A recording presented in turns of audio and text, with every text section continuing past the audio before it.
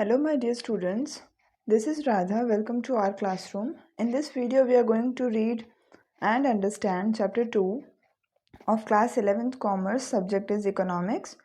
The name of the chapter is fundamental concepts and terminologies. First of all, we need to understand that what are we going to learn in this chapter. So this chapter deals with certain terms which are frequently used in economics. Now as we have studied in chapter 1 economics and introduction, उस chapter में ही हमने ये सीखा था कि हम economics के बारे में पढ़ेंगे. बट अगर हम इकोनॉमिक्स के बारे में पढ़ना चाहते हैं तो कुछ ऐसी चीज़ें हैं जो बार बार इकोनॉमिक्स में यूज़ होती हैं और हमें पता होना चाहिए कि उनका मीनिंग क्या होता है. तो इस चैप्टर के अंदर हम उन सब का मीनिंग एक बार रिव्यू कर लेंगे सबको. The first thing is some definitions we are going to read. First is value. Value का मीनिंग क्या होता है? आप अगर कोई चीज़ के बदले में चीज़ एक्सचेंज कर रहे हैं तो आपको अपनी चीज़ देने के बदले में सामने कितनी चीज़ें मिल रही हैं उतने की आपकी वैल्यू है उस चीज़ की. फॉर एग्ज़ाम्पल, अगर मान लो मेरे पास 1 kg राइस है और उसके बदले में मुझे 1 kg वीट मिल रहा है, तो मेरे उस 1 kg वीट का कॉस्ट, मेरे लिए वैल्यू क्या हुआ? 1 kg राइस हुआ जो मेरे पास ऑलरेडी है. सिंपली आज के ज़माने में हमारा वैल्यू बार्टर सिस्टम के हिसाब से नहीं चलता, हम पैसे पे करते हैं उसके लिए. तो हमारे लिए आज के ज़माने में वैल्यू एक तरीके से मॉनेटरी वैल्यू हो गया, हम पैसे देते हैं. अगर हम बाज़ार से जाकर के कोई चीज़ 10 रुपये की ख़रीद के लाते हैं तो उसकी हमारे लिए वैल्यू क्या हुई? 10 रुपये की. Second point is use value. किसी भी चीज़ को हम लेकर के आ जाए लेकिन उसको हम यूज़ ना करें तो उसकी कोई यूज़ वैल्यू नहीं रहती. तो यूज़ वैल्यू सिंपली हमें ये बताता है कि हम जो भी चीज़ लेकर के आएँ, जो भी कमोडिटी हम लेकर के आएँ, वो कितनी यूज़फुल है हमारी नीड्स को सेटिस्फाई करने के लिए. एग्जांपल है फूड, वाटर और सनलाइट. हमने ला दिया बट वो कितना हमारे लिए यूज़फुल है वो हमें बताता है उसका use value. Third one is exchange value. हम अगर किसी चीज़ को, एक कमोडिटी या सर्विस को दूसरी कमोडिटी या सर्विस से एक्सचेंज करते हैं तो वो आपका एक्सचेंज वैल्यू हुआ. एग्जाम्पल है 1 kg of wheat is exchanged for 1 kg of rice. आपके अगर आप 1 kg ऑफ राइस लेना चाहते हैं तो 1 kg ऑफ वीट आपका एक्सचेंज वैल्यू है. एक्सचेंज का मीनिंग हुआ सिंपली आपने उनको कुछ दिया और उनसे कुछ आपने ले लिया. अब इसके अंदर जो ये लास्ट 2 डेफिनेशंस हमने पढ़ी थी, यूज़ वैल्यू और एक्सचेंज वैल्यू, इनके बीच का एक रिलेशनशिप है जो आपके टेक्स्ट बुक में दिया हुआ है. इसकी 2 मेन पॉइंट्स हैं. The first one is if a commodity has high use value then it is not necessarily said to have a high exchange value, but if a commodity has high exchange value then it surely has some use value. कोई मान लो चीज़ ऐसी है जिसकी बहुत ज़्यादा use value है हमारे लिए, बट ज़रूरी नहीं है कि उसकी हाई एक्सचेंज वैल्यू भी हो. हाँ, अगर किसी चीज़ की हाई एक्सचेंज वैल्यू हम देते हैं तो ये ज़रूर हम बोल सकते हैं कि उसकी यूज़ वैल्यू होगी. एग्जाम्पल के तौर पे मान लो हमारी एयर और सनलाइट जो है उसकी हम कोई एक्सचेंज वैल्यू पे नहीं करते हैं, बट उसकी यूज़ वैल्यू हमारे लिए बहुत ज़्यादा है. तो यहाँ पर हाई यूज़ वैल्यू है एयर और सनलाइट की, but exchange value is zero. अब अगर दूसरा एग्जांपल लें, सपोज कर लीजिए आप गोल्ड लेने गए हैं मार्केट में, तो उसकी हाई एक्सचेंज वैल्यू है. अब अगर वो आप हाई एक्सचेंज वैल्यू पे करने के लिए रेडी हैं तो इसका मतलब उसकी कोई ना कोई यूज़ वैल्यू भी पक्का होगी, है ना. ये पॉइंट ये कहना चाह रही है. Second point is if goods are highly useful but have unlimited supply then they do not have exchange value or may have very low exchange value. अगर मान लो कोई गुड्स ऐसे हैं जो बहुत ज़्यादा यूज़फुल हैं लेकिन उनका सप्लाई अनलिमिटेड है तो उनकी कोई एक्सचेंज वैल्यू नहीं होती, कोई उनके लिए पैसे नहीं पे करेगा. बट अगर मान लो वो चीज़ कम है, अबंडेंट में है या स्कार्स है, तो उसके लिए हमें पैसे पे करने पड़ेंगे. और कभी कभी ऐसा भी होता है कि बहुत सारी चीज़ अवेलेबल है बट स्टिल हमें उसके लिए लो एक्सचेंज वैल्यू देनी पड़ती है. एग्जांपल है उसका वाटर. वाटर हमें पता है कि बहुत सारा है, बट क्योंकि लोग जो हैं उसको बहुत अच्छी तरीके से यूज़ नहीं करते हैं, इस वजह से हमें उसके लिए आज कई सारी जगहों पर उसका एक्सचेंज वैल्यू देना पड़ता है. बहुत कम है लेकिन है सही. अब कुछ और डेफिनेशंस हैं. यहाँ पर सबसे पहली है price. If a commodity is exchanged for money then such monetary exchange value is termed as price. हम कोई भी चीज़ जब खरीदते हैं तो उसकी प्राइस हम चेक करते हैं आज के ज़माने में. तो अगर मान लो आप कोई कमोडिटी ले रहे हो या दे रहे हो, बदले में मनी ले रहे हो या दे रहे हो, तो ऐसे मॉनेटरी एक्सचेंज वैल्यू को हम क्या बोलेंगे? Price. Second one is goods. Goods जो हैं वो commodities which have physical existence are called goods. In economics they are meant to satisfy the needs of consumption. Economics के अंदर गुड्स जो हैं आपके, जिनके फिजिकल एग्जिस्टेंस होते हैं, the one you can see, you can touch, you can use it, all of that comes in under goods.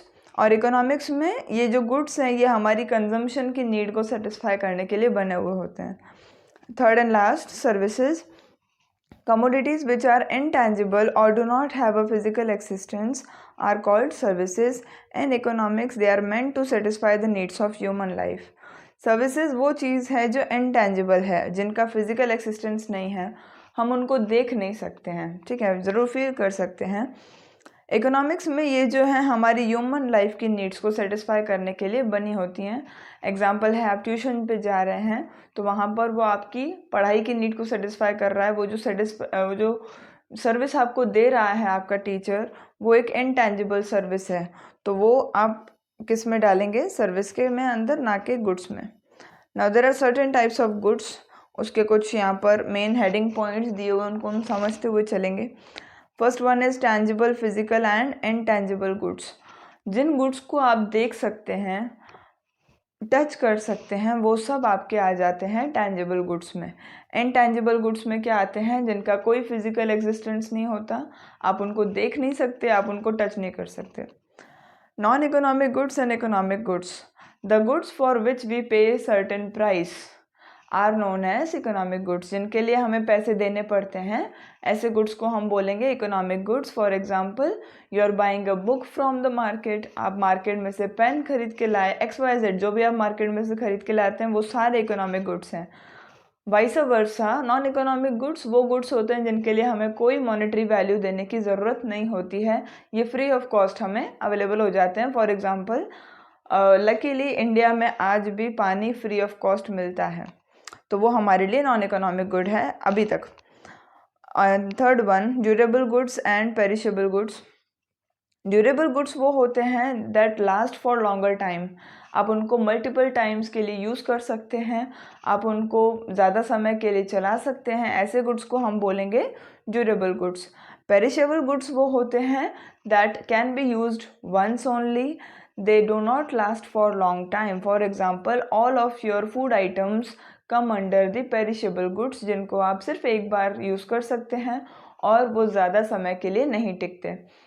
खास करके जो पैक्ड फूड है, बेकरी आइटम्स हैं, ऑल ऑफ दैट। यहाँ पर जो ड्यूरेबल गुड्स हैं उनके अंदर आप रेफ्रिजरेटर बोल सकते हैं, और बाकी की जितनी भी बड़ी बड़ी चीज़ें हैं आपके घर पे, वो सारे ड्यूरेबल गुड्स हैं।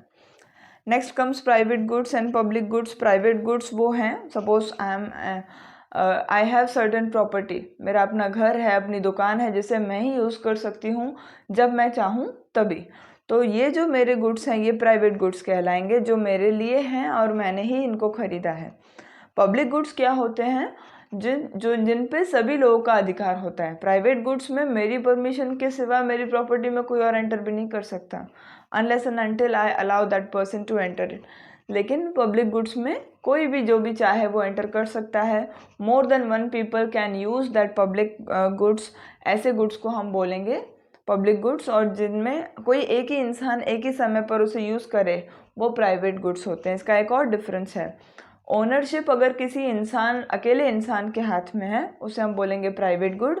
अगर ओनरशिप गवर्नमेंट के हाथों में है तो उसे हम बोल देंगे public goods. Okay, next and last, consumers goods and producers goods. Just imagine that you are a consumer right now, ठीक है, आप मार्केट में कुछ खरीदने गए, जो चीज़ आपने खरीदी वो उसे हम बोलेंगे कंज्यूमर्स गुड्स, क्योंकि उसे लेकर के डायरेक्टली आप कंज्यूम कर लेंगे, उसके ऊपर आपको कुछ एक्सपेरिमेंट करने की ज़रूरत नहीं है, कुछ इंडस्ट्रियल उस पर नहीं लगना है मेथड। प्रोड्यूसर्स गुड्स क्या होते हैं? Now just think as a you are a producer. आप मार्केट से रॉ मटेरियल लेकर के आएंगे ताकि आप उस पर एक सर्टेन मेथड अप्लाई करें अपनी फैक्ट्री के अंदर, और उस प्रोसेस के द्वारा आप फाइनल प्रोडक्ट बना सकें, कमोडिटी एक फाइनली बना सकें। तो प्रोड्यूसर्स गुड्स वो होते हैं जो हम मार्केट से लेते हैं, कुछ उसमें से अच्छा बनाने के लिए, उसको हम नॉर्मली रॉ मटेरियल्स बोलेंगे। इसका एक एग्जांपल है बहुत बढ़िया सा, मान लो मैंने शुगर केन लिया है अपने खाने के लिए, तो वो शुगर केन उस समय क्या बनेगा, कंज्यूमर्स गुड्स बनेगा। बट अगर एज अ प्रोड्यूसर मैंने वही शुगर केन लिया है शुगर बनाने के लिए अपनी फैक्ट्री में, तो वही जो शुगर केन है वो बन जाएगा producers goods. Hopefully you must have understood this. Next topic in your text book is wealth and welfare. Wealth का मीनिंग अल्फ्रेड मार्शल के हिसाब से यहाँ पर दिया हुआ है, wealth is something which is useful, capable of getting exchanged and can be owned by somebody. Alfred Marshall के हिसाब से वेल्थ एक ऐसी चीज़ है जो काम की है, यूज़फुल है, आप उसको एक्सचेंज कर सकते हैं और कोई ना कोई इंसान इसको ओन करता है, यानी कि कोई इंसान इसका मालिक होता है। वेलफेयर का मीनिंग क्या हुआ, enhancement of life situations, standard of living and overall state of improvement. आप अगर किसी का भला कर रहे हैं, किसी की लाइफ सिचुएशंस को अच्छा बना रहे हैं, किसी के स्टैंडर्ड ऑफ लिविंग को अच्छा बना रहे हैं, वो किसी का भी हो सकता है, अपना भी हो सकता है, अपनी फैमिली का भी हो सकता है, किसी अनजान इंसान का भी हो सकता है।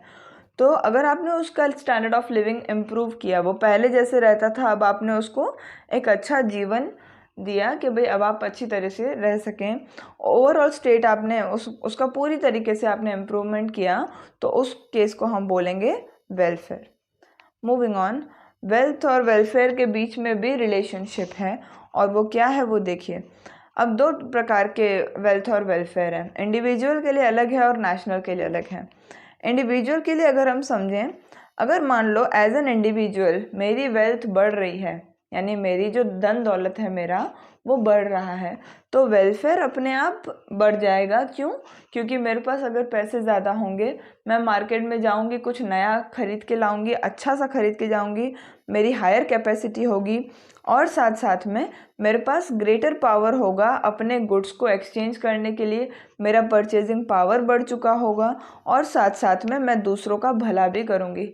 सिंपली मार्केट जो है कंज्यूमर्स के से ही चलता है। अगर मान लो एज अ कंज्यूमर, हर कंज्यूमर अगर सस्ते वाले प्रोडक्ट्स खरीदने चलेगा तो मार्केट नहीं चल पाएगा, लेकिन अगर कुछ कंज्यूमर्स महंगे वाले भी खरीद लेंगे तो मुनाफा आगे ज़्यादा होगा, प्रॉफिट, और आगे वो इंडस्ट्रीज़ और अच्छी तरीके से रन करेंगी।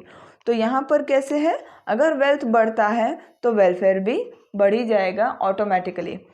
Now in case of a nation, अगर मान लो हमारे नेशन का जो नेशनल इनकम है वो बढ़ा, ठीक है, लेकिन इसका मतलब ये नहीं है कि हर इंसान का भला भी होगा।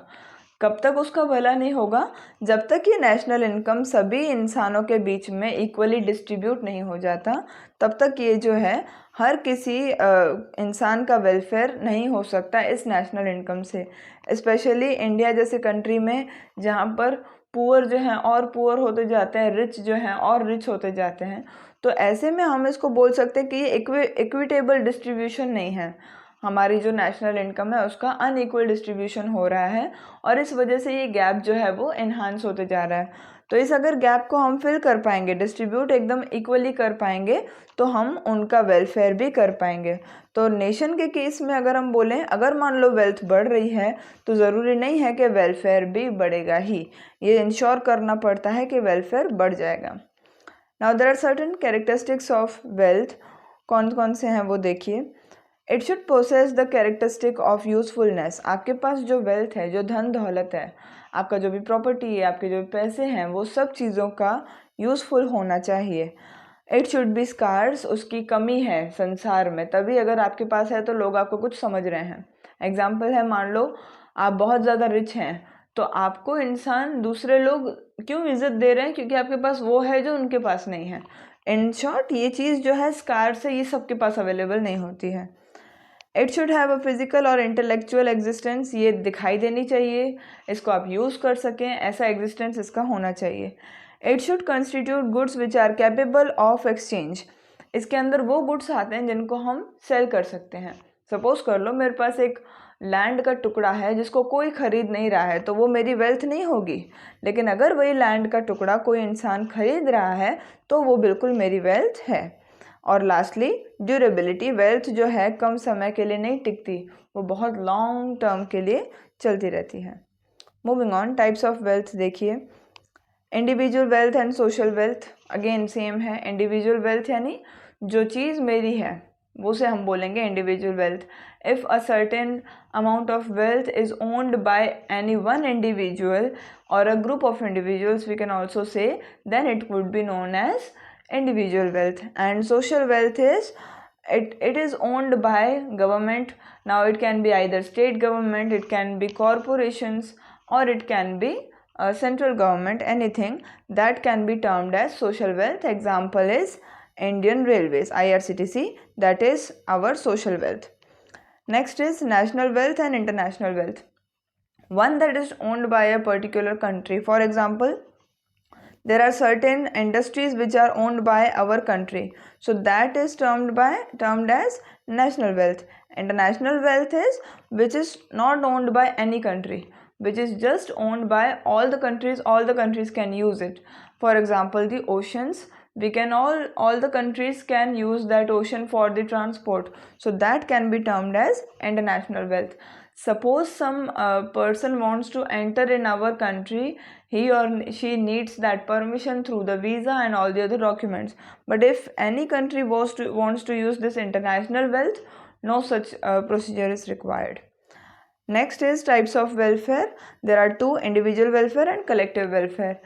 हमारी अगर वेल्थ बढ़ेगी तो हम जिसका भला करेंगे वो इंडिविजुअल होगा, हम कुछ ही लोगों का भला कर पाएंगे। और कलेक्टिव वेलफेयर क्या होगा, अगर कंट्री की नेशनल इनकम बढ़ रही है, सबका भला हो रहा है, तो ये क्या हो जाएगा, कलेक्टिव वेलफेयर हो जाएगा। Next point is the factors of production. Production का मीनिंग क्या होता है, सबसे पहले तो इसको देखिए। Production is the activity of conversion of raw materials and resources into final goods which satisfy human wants.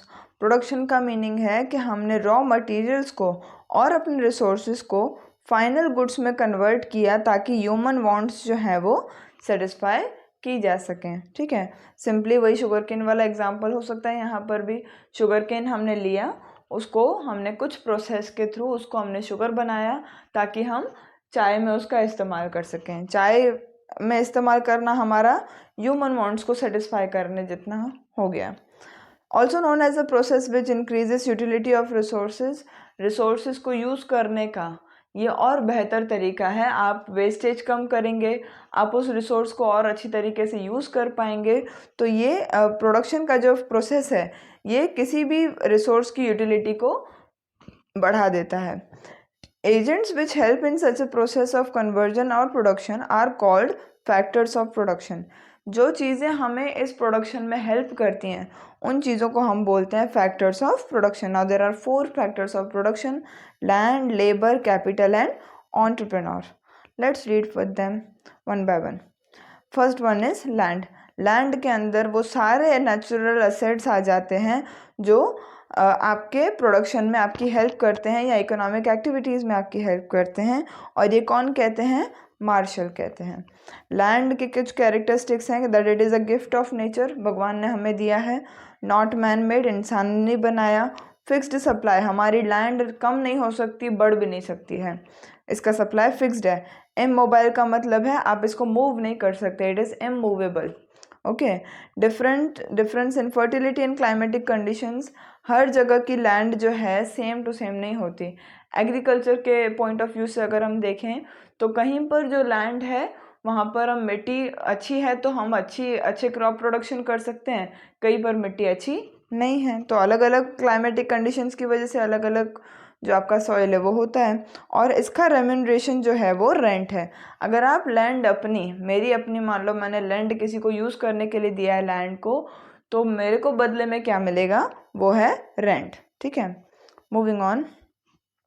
Labour जो है एक ऐसी चीज़ है जो हम इंसान काम करते हैं। Now that work can be either physical और इंटेलेक्चुअल। इसका मीनिंग कोई इंसान अगर हाथ पैर चला करके आपके लिए मेहनत कर रहा है वो भी लेबर है, और कोई इंसान अगर आपके लिए दिमाग दौड़ा रहा है तो वो भी लेबर है। ठीक है, और वो ये सब काम किस लिए कर रहे हैं, कुछ ना कुछ रिटर्न्स पाने के लिए, और ये किसी एक अथॉरिटी के अंडर में काम कर रहे होते हैं, और इन सभी लोगों को हम बोलते हैं लेबर। ठीक है, इसके भी कुछ कैरेक्टरिस्टिक्स हैं। फर्स्ट वन इज इनसेपरेबल है। सपोज कर लो कि मैं एक लेबर हूँ, जो कि मैं हूँ भी, मैं टीचर हूँ, तो मैं पढ़ाती हूँ, ठीक है। मेरे से मेरी स्किल्स को आप अलग नहीं कर सकते। मैं जिस तरीके से पढ़ा रही हूँ या मैं जो भी सारा काम कर रही हूँ, मेरे से मेरे नॉलेज को अलग नहीं किया जा सकता है। सिमिलरली आप एक लेबरर से उसकी स्किल्स को अलग नहीं कर सकते। नेक्स्ट इज मैन मेड, ये इंसान ने बनाया है। It can not be stored, आप लेबर को स्टोर नहीं कर सकते हैं, आपको उसी समय उससे काम करवाना पड़ेगा। और ये मोबाइल होता है, यानी कि इसको आप मूव कर सकते हैं, but there are certain conditions subject to social and economic reasons. Now the reasons can be, suppose कर लो कि मुझे अच्छी जॉब की ज़रूरत है, मुझे कहीं बाहर अच्छी जॉब मिल रही है, तो मैं अगर वहाँ मूव कर जाती हूँ तो मेरा रीज़न क्या है, इन इकोनॉमिक रीज़न है, और मैंने मूव किया, इसका मतलब ये मोबाइल है जो लेबर है। सोशल रीजंस क्या हो सकते हैं, किसी को कहीं अच्छा नहीं लग रहा रहना, कोई सोसाइटी अच्छी नहीं है, वहाँ से वो मूव कर गए, तो ये मोबाइल है। डिपेंड्स अपॉन पॉपुलेशन, सपोज कर लो कि मेरी जो फैक्ट्री है वो एक ऐसी जगह पर मैंने डाली है जहाँ पर लोग रहते ही नहीं हैं, तो मुझे वहाँ पर लेबर भी नहीं मिलेगा, सिंपल बात है। क्यों? क्योंकि वहाँ पर पॉपुलेशन है ही नहीं।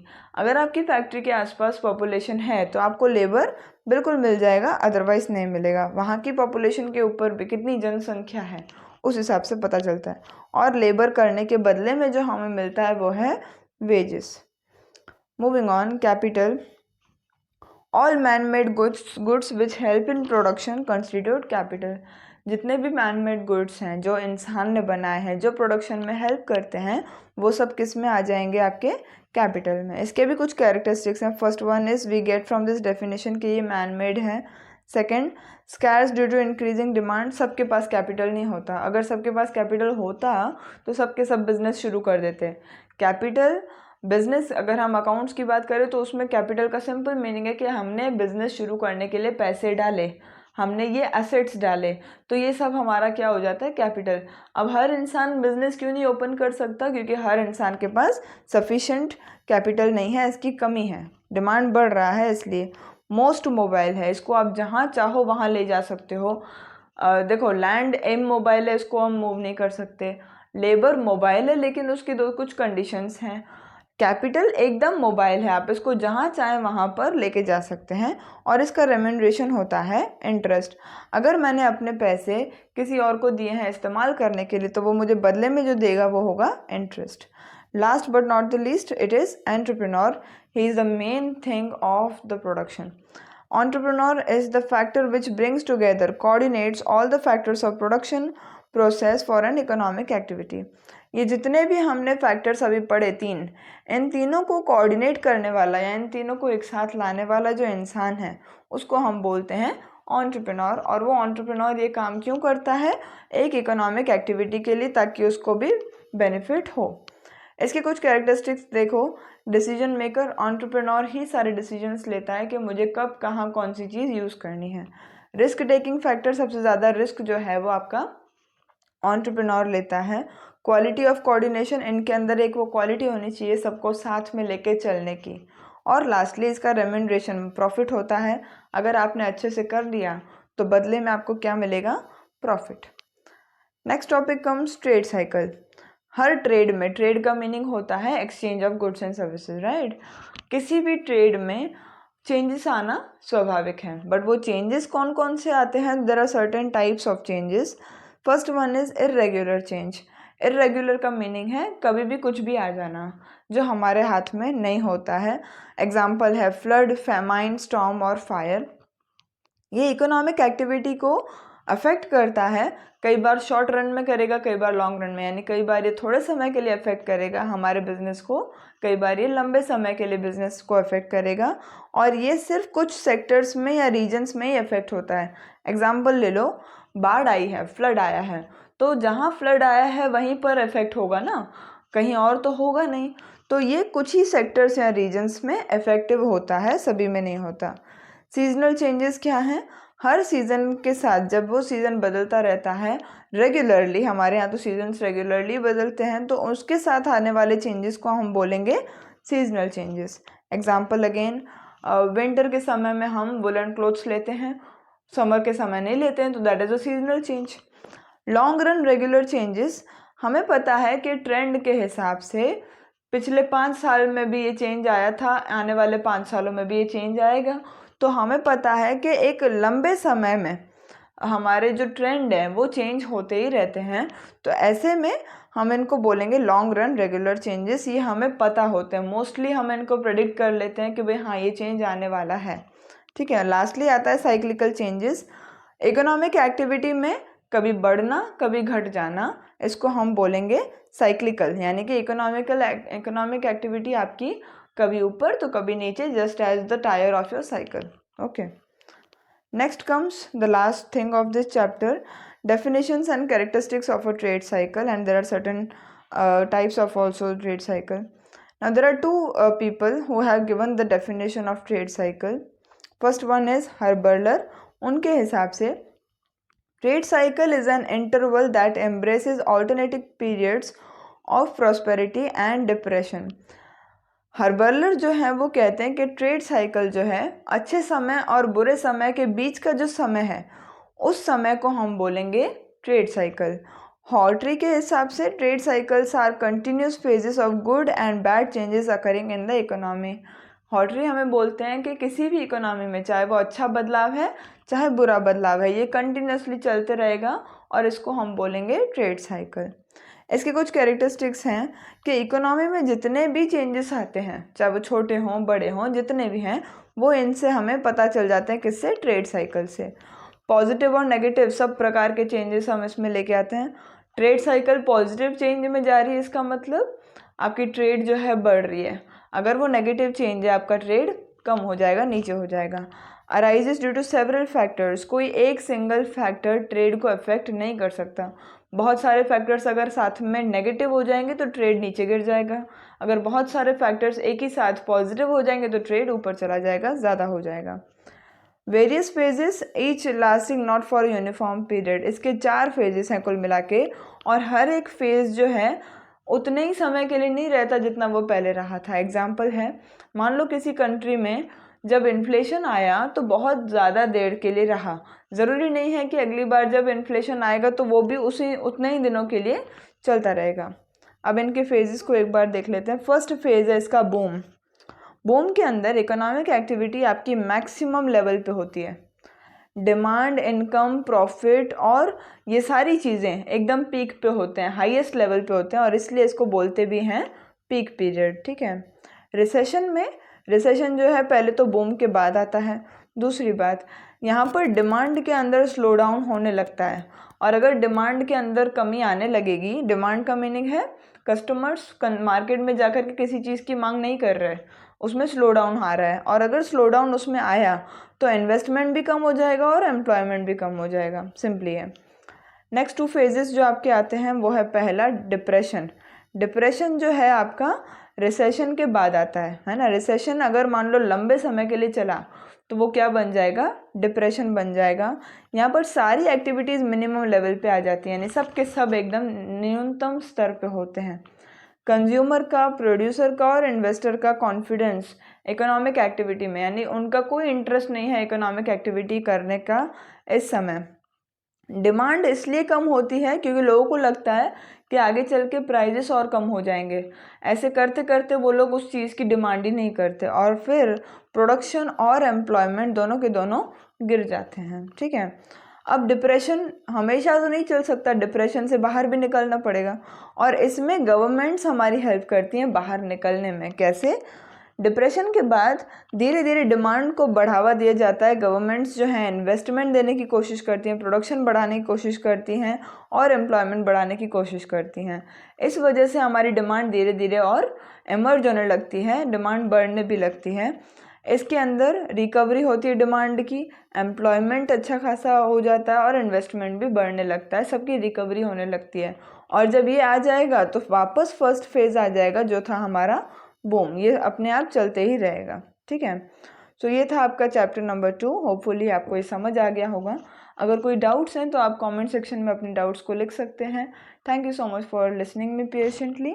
Do share this video with your classmates and subscribe the channel. Thank you.